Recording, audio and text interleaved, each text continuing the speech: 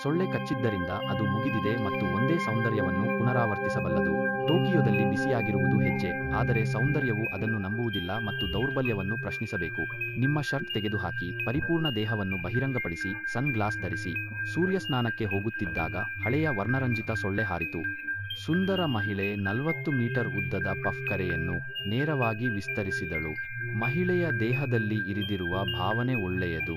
ಸೊಳ್ಳೆ ಜೋರಾಗಿ ಚೀಪಿತು, ಆದರೆ ಸುಂದರ ಮಹಿಳೆಗೆ ಅನಿಸಲಿಲ್ಲ. ಮುಗಿಸಿದ ನಂತರ ಸೊಳ್ಳೆ ಹಲೋ ಸಹ ಹೇಳಲಿಲ್ಲ ಮತ್ತು ಡೆಲ್ನಿಂದ ಹೊರಟಿತು. ಅಗಲುವಿನ ಲಾಭವನ್ನು ಪಡೆದ ಮೃಗದಲ್ಲಿ ಒಂದು ನಾಯಿ ತನ್ನ ಛಾಯಾಚಿತ್ರವನ್ನು ನೋಡುತ್ತಿದ್ದಳು. ಪಾಪ್ಸ್ ಆ ನಾಯಿಯ ಸೂರ್ಯನ ಬಳಿಗೆ ಓಡಿದನು. ಸೊಂಟದ ಬಲದ ನಂತರ ಮಗನ ದೇಹದಿಂದ ಹೊರಬಂದ ಕೆಂಪು ರಕ್ತದ ಹನಿಯು ಧಾವಿಸಿತು. In the group, tadpoles entered the pond and immediately triggered a physical reaction. Shortly after, it developed a heart.